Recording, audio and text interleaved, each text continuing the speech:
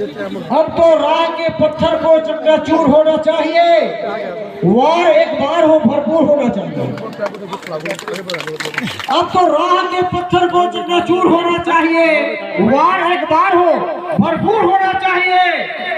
इतना ही नहीं कि वो हार अपनी मान ले, इतना ही नहीं कि वो हार अपनी मान ले।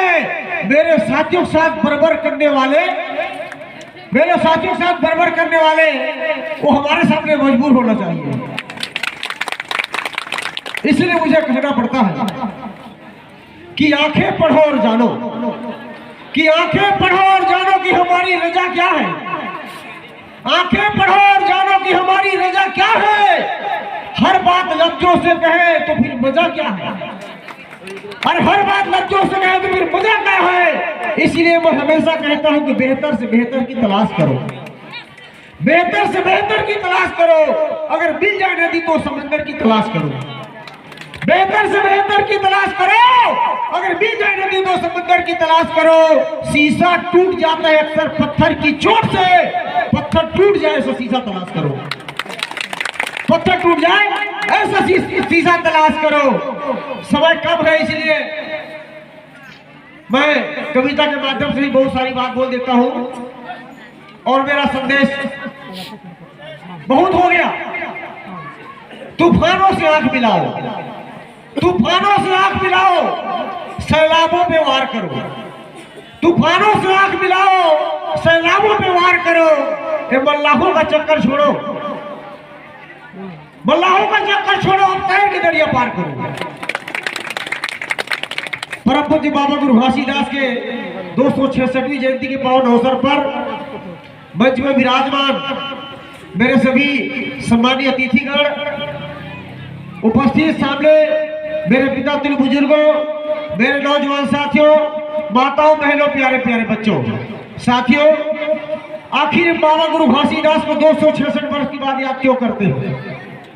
और बहुत सारे लोग हैं, कई लोग मरते हैं, जन्म लेते हैं कीड़े मकोड़े की तरह, लेकिन उनको याद नहीं करते। लेकिन गुरु घासीदास को याद क्यों करते हैं? ऐसी कौन सी वजह है, ऐसी कौन सी कारण है जिसके कारण गुरु घासीदास को 266 वर्ष बाद भी याद करते हैं? निश्चित रूप से गुरु घासीदास ने हमारे समाज के लिए ऐसा काम किया होगा जिसके लिए हम उनको याद करते हैं। ऐसा कौन सा काम किया? सतनाम आंदोलन चलाया। कौन सा सतनाम आंदोलन? इस देश के अंदर में चतुर्वर्णी व्यवस्था थी। भारत का धर्मशास्त्र कहता है कि ब्राह्मणों से मुखा मासित बाहुरा जन्म किताहुरु तो दस्य वस्य पादाभ्यम शूद्रो जायत। ब्रह्मा के मुख से ब्राह्मण की उत्पत्ति हुई, भुजा से क्षत्रिय की उत्पत्ति हुई, उदर से वैश्य की उत्पत्ति हुई और पैर से शूद्र की उत्पत्ति हुआ। ये चतुर्वर्णी जो सामाजिक व्यवस्था है, इस व्यवस्था के खिलाफ जिस समाज को 6000 टुकड़ा में तोड़ दिया गया, जिसको तेली, कुर्मी, धोबी, नाव, सन्नामी, सुरमसी, पासी, भंगी, महेंद्र, चमार, डोम, कवर, बिजवार, उराव, हो, भी, संधार, करिया, मुंडा, भैना, 6000 टुकड़ा में तोड़ा।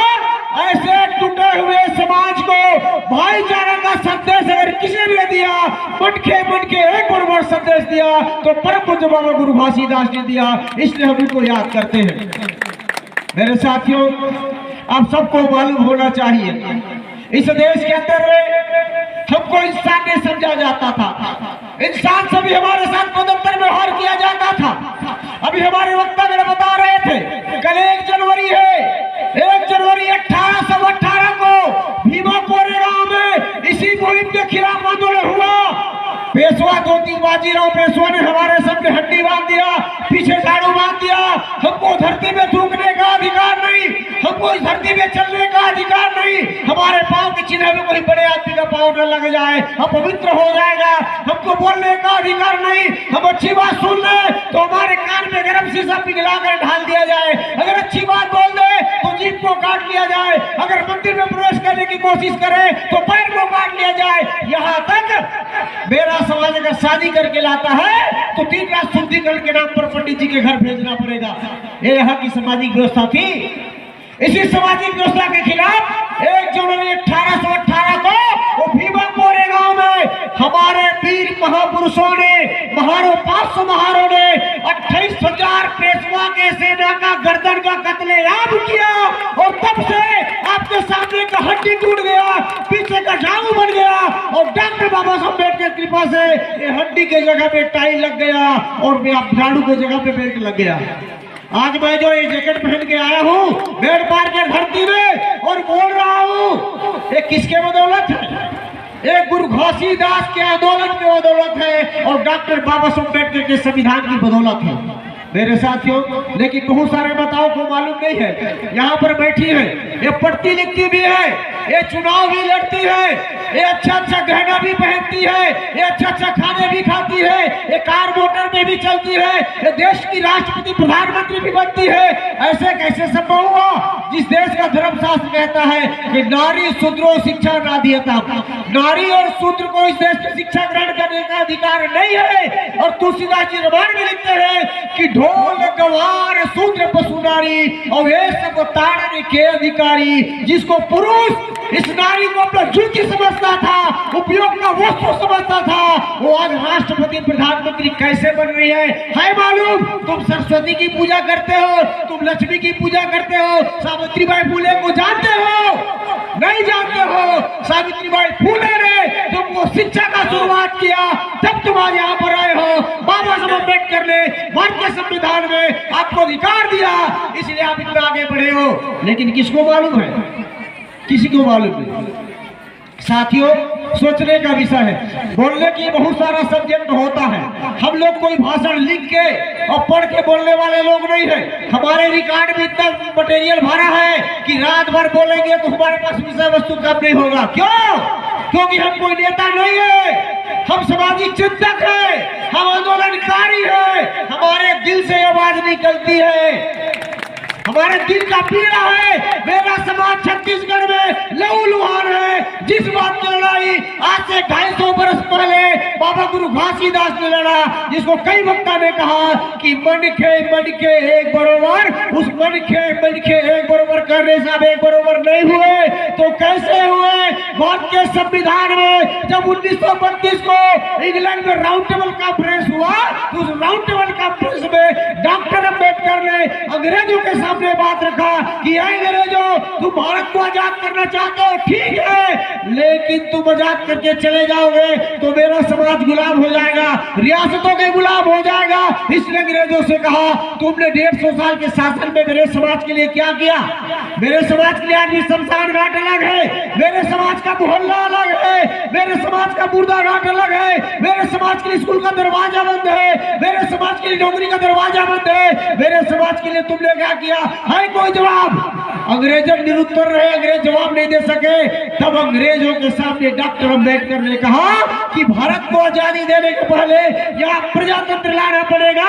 रानी के पेट से जो बच्चा पैदा होता है, पैदा होते ही राजा बन जाता है, उसके तमाम महारानियों के पेट को डॉक्टर अम्बेडकर ने ऑपरेशन कर दिया और कहा आज के तारीख से चाहे बड़ा आदमी हो, चाहे छोटा आदमी हो, चाहे गरीब आदमी हो, चाहे अमीर आदमी हो, चाहे उच्च वर्ग का हो, चाहे निम्न वर्ग का हो, चाहे जाति का ब्राह्मण हो, चाहे जाति का चमार हो, चाहे वो राजा हो, चाहे वो रंग हो, चाहे वो रानी हो, चाहे वो मेहतरानी हो, चाहे वो पढ़ा लिखा हो, चाहे वो अनपढ़ हो, चाहे वो महिला हो, चाहे वो पुरुष हो, चाहे हेलीकॉप्टर उड़ाने वाला हो, चाहे कार चलाने वाला हो, चाहे रिक्शा चलाने वाला हो, चाहे नरेंद्र मोदी हो, चाहे बेल पार का गरीब से गरीब आदमी हो, जो भी 18 साल की उम्र पार कर लिया वो एक वोट देगा।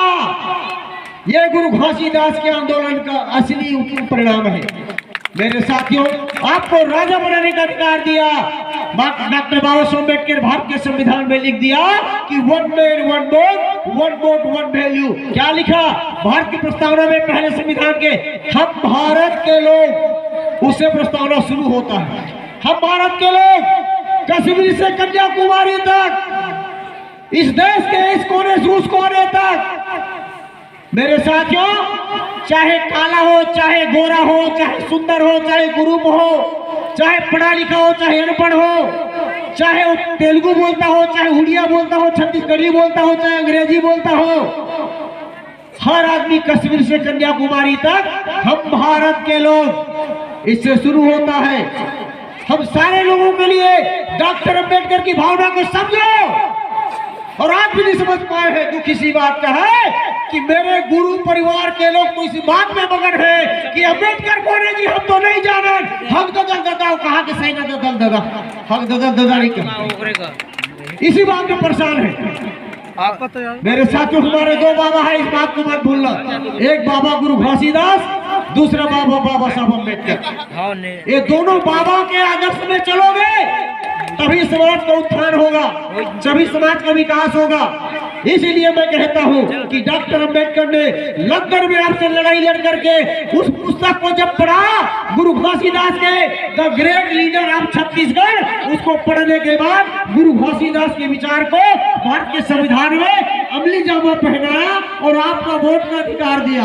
और वोट का अधिकार आपके अंदर नहीं होता तो आपके मोहल्ले में बड़ा से बड़ा हवाई जहाज उड़ते रहते हैं, नेता धरती में उतरता है। जिसके गली में जाने से छुआ लगती है उसके गली में जाके हाथ जोड़ के आशीर्वाद मांगता है। क्यों? क्योंकि आपके हाथ में वोट का पावर है। मन के एक बराबर कहां पर पूरा होता है? आपके मताधिकार से इस देश में राजा बनाने का अधिकार आपको प्राप्त हो गया। जो सपना बाबा गुरु घासीदास ने देखा, राजा बनाने का सपना, अपने दूधी पुत्र गुरु बालक दास को राजा बनाया। राजा कैसे बना सकते हो? राजा अपने वोट से बना सकते हो। वोट किसके पास ज्यादा है? वोट हमारे पास ज्यादा है। जिसका ज्यादा वोट होता है उसका विधायक बनता है, जिसका ज्यादा विधायक होता है उसका मुख्यमंत्री बनता है, जिसका मुख्यमंत्री बनता है उसकी सरकार बनती है। आपने सरकार किसका बनाया? जो धर्मपुरा में हमारे जेठ खान को आके हवाले करता है। आपने सरकार किसका बनाया? जो तखतपुर के हरदी में हमारे जेठ खान को काट देता है। आपने सरकार किसका बनाया? उसी के शासनकाल में किस तरह का कांड होता है, गुरुवाई डबरी का कांड होता है, तमाम सत्तावी समाज का हुलवान होता है। वही सरकार के जमाने में बोरसरा में हमारी माँ बहनों को घुस घुस करके पुलिस लाठी चार्ज करती है। और उसी सरकार के जमाने में मेरे क्रांतिकारी साथियों को थाने में लेकर बड़ पीटा जाता है, मारा जाता है। अब क्यों से मौत का इंतजार कर रहे हो और कौन सा मौत देखना चाहते हो? समाज तार तार हो रहा है, समाज लहूलुहान हो रहा है। कब आपको सम्मान जागेगा? क्या नाचा गप्पा देखने के लिए आए हो? जैसे कोई भाषण वाला आता है, अरे कहां से आ गए यार, फिर भाषण बोलेगा, पक गया। नाचा पंथी तो देखते देखते सालों बीत गया, कुछ तो हुआ नहीं। वही की वही पड़े हैं। यहाँ जो बैठे हैं उनको कोई कीड़ा नहीं काटा है। ये संदेश देना चाहते हैं, ये विचार को बताना चाहते हैं। आखिर कब समझोगे इस बात को? मेरी माताओं बहनों, मेरे पिता तो बुजुर्गों, अगर रात नहीं समझोगे 266 साल गुरु घासीदास को जन्म भी हो गया, उसके बाद भी आप नहीं समझेगा तो आपको कोई समझाने वाला महापुरुष करने वाला नहीं है। यही लोग समझाएंगे। तो इसीलिए बातें बहुत सारी है मेरे साथियों। मैं आपसे बताना चाहता हूं कि आखिर ये वोट का अधिकार क्यों दिया। आप जिस दिन समझ जाओगे, बाबा साहब अम्बेडकर का मूर्ति इशारा करता है, ए मेरे समाज के लोगों, अगर मुक्ति चाहते हो तो सत्ता के मंदिर में कब्जा करो जहां सबका भाग्य बनता और बिगड़ता है। मेरे साथियों, जब तक इस बात के लिए आप जानकार नहीं बनेंगे, समझदार नहीं बनेंगे, तब तक आपके समाज का उत्थान और विकास नहीं होगा। हम उपयोग करने का वस्तु बनते जाएंगे, उपयोग किया जाएगा, हमको नोट में खरीदा जाएगा, हमको साड़ी ब्लाउज कपड़ टिकली बिछा में खरीदा जाएगा। हम खुश होकर के उसी के दलालीगिरी के चमचागिरी करेंगे, भड़वागिरी करेंगे, जिंदाबाद का नारा लगाएंगे, तब तक समाज का उत्थान और विकास नहीं होगा। इसलिए मैं कहना चाहता हूं कि आपको अपनी विचारधारा का सरकार बनाना होगा, अपने विचारधारा वाली सरकार बनाना होगा। और जब तक आपकी विचारधारा वाली सरकार नहीं बनेगी, आपके समाज का कल्याण उत्थान होने वाला नहीं है। आप विधायक मंत्री को बुलाते हो, फूल वाला पहनाते हो, जो आपके आरक्षण के खिलाफ बात करता है उसको बुला के सम्मान करते हो। उसने क्या, किस बात के लिए? हम लोग जेठ काम दे दे, हम लोग चबूतरा दे दे, इसके अलावा और क्या मांगे आज तक आप लोगों ने? क्या अपने घर खेत बेच के देता है?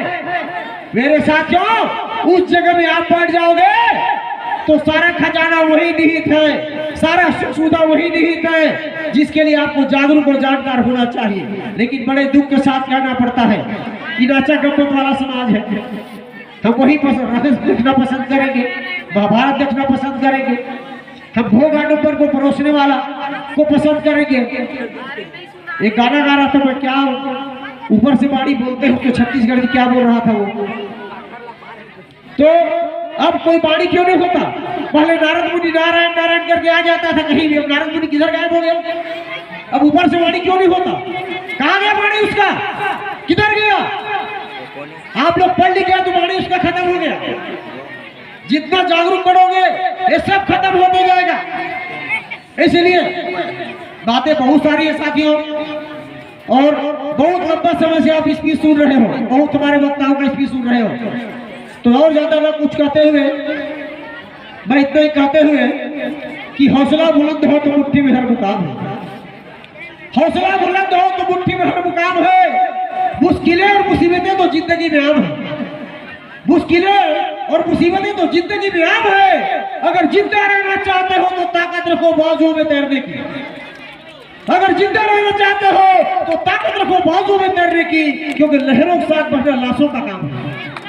लहरों के साथ बहना लाशों का काम है।